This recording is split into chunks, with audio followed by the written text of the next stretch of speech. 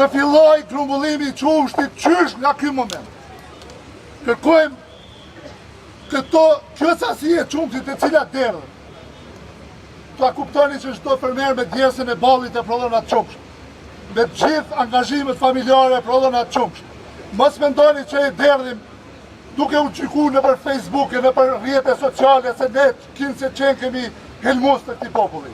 E derdhim sepse ata që kuptojnë që lopa prodhon 24 orë pa ndalë. Nuk kemi vende ku ta deponojmë. Jemi të detyruar ta derdhim.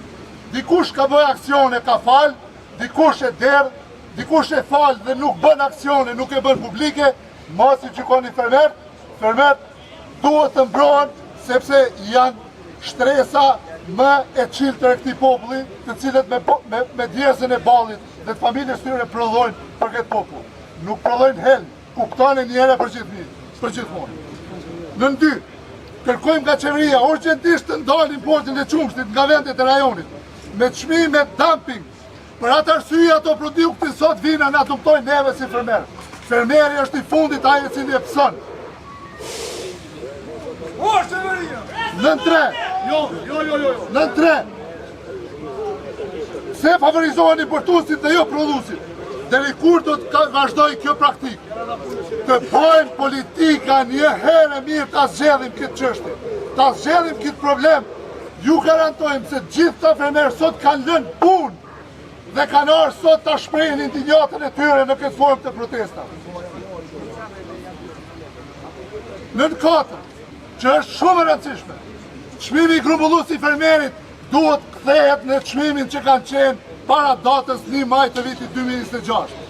Ky çmim i cili është për momentin me të cilin grumbullohet qumshti në Kosovë është çmim i cili ju garantoj se shumë fermer nuk e bëjnë kostën e prodhimit. Por ky është çmim i cili del nën kostën e prodhimit. Do të thonë një litër qumsht ne e shesim më lirë se sa që e prodhojmë. Andaj lutim që qeverisë, konkretisht Ministrisë Bujqësisë, ka mekanizma, ka metoda, të ulemi të gjithë akterët së bashku dhe të zgjidhim këtë çështje.